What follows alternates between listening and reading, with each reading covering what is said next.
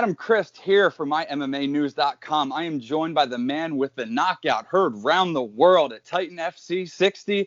I'm talking to Mike Lilly, man. First off, thank you for joining me. Just a couple hours after that big knockout. How are you feeling, my friend? Well, amazing, man. I feel like I'm on top of the world right now. I bet, dude. Congratulations again. And so now that you had some time to let it digest, right? You have that raw emotion with the post-fight interview. Can you detail the emotions that you're like waking up the next day, that big UFC fight pass, that bright light, that gets obviously shining in your way now, man. Like, now that you've let that digest, can you break down how you're feeling? It's an amazing feeling, man.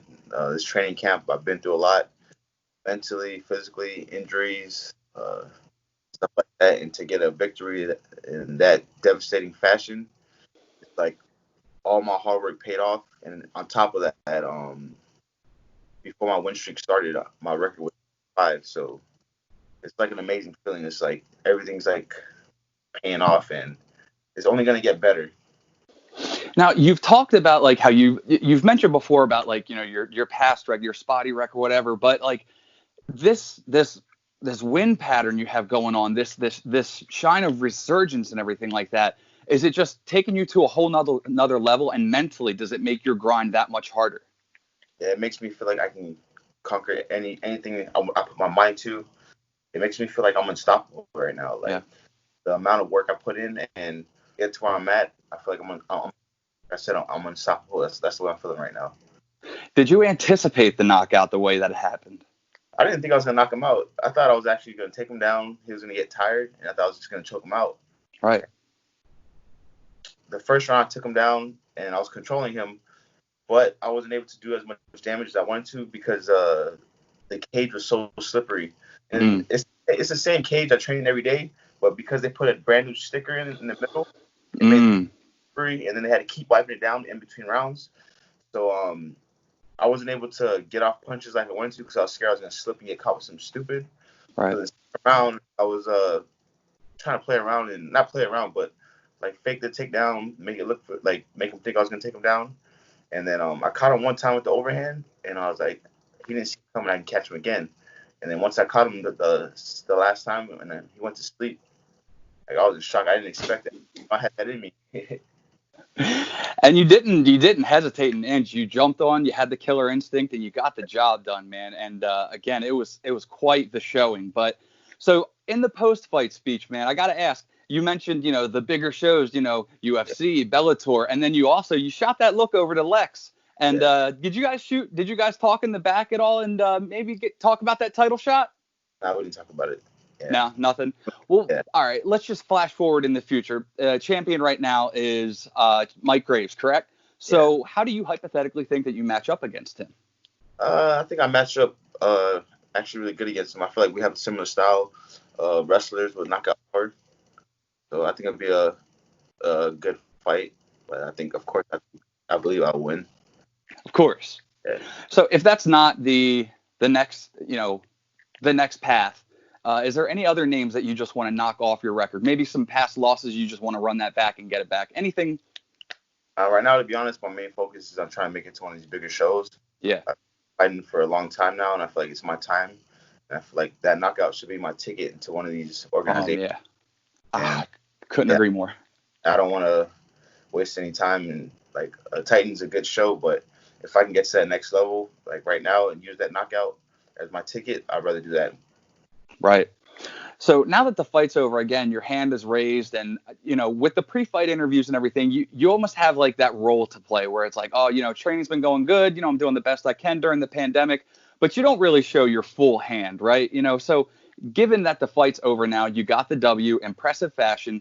Was there anything going on during the pandemic or anything that's been going on through this that's really detoured that, big fight training camp? During the training camp, I had like a couple of injuries. I tore my calf. 2 weeks before the fight, I had a staph infection. So yeah. So it was a bunch of stuff that made me want to quit. I never brought that up, but now the fight's over, I can talk about it. Right. Now, when the whole coronavirus stuff started, quarantine, all that, I was still training. I have a brother that fights also, Lee Henry. and he'll come over to my house every day. We do like, because we both played American football and wrestled. Mhm. Like we call it preseason. So we're just lifting weights every day, hitting pads just to stay in some type of physical shape. And then once I got the call, I went to MMA Masters, started training, but it was organized to where there's only a certain amount of people can come. All right. Most times it's just me and my brother, and I have the coaches there telling us what to do. Mhm. So it all worked out perfect. So given, like I said, you took the fight and everything, how difficult was the weight cut given everything was kind of thrown out of the mix for this one? Actually, the weight cut was not a problem because since the whole coronavirus thing started, so I was working security overnight, Mm-hmm. and overnight working security, not getting any rest. Plus, I was working on Miami Beach. So a Mm-hmm. lot of people open 24 hours. So when I get out of work, I'll eat junk food and stuff like that. Yeah. So once the whole quarantine started, I lost my job. Mm-hmm. So me, I took it as positive. I was like, hey, I can train all day. Right. About work. Um, so the money that I had, I invested it. I got a treadmill, a bunch of training equipment, and I just made sure I train every day. And training every day just helped the weight fall off. And plus, not working, getting extra sleep, not eating crappy food, it helped me focus more. It helped me focus more on my goals. It's like, all right, I don't have a job now, so now I can just focus on my dreams and my goals and give that 100%. And that's why I feel like another reason why I got that knockout the way I did. I didn't have to focus on work, Mm-hmm. extra stress, and everything. I was getting proper sleep, and everything just worked out perfect. That's awesome, man. And that it sounds like that was the silver lining in this whole thing, right? Is that, even though somebody might be like, "Oh, I lost my job," you took it and you turned it, you switched the levels, and you made something positive out of a negative. You invested in yourself, and then look at the final payoff, right? Yeah, because for me, I love fighting, and this is why I love doing it.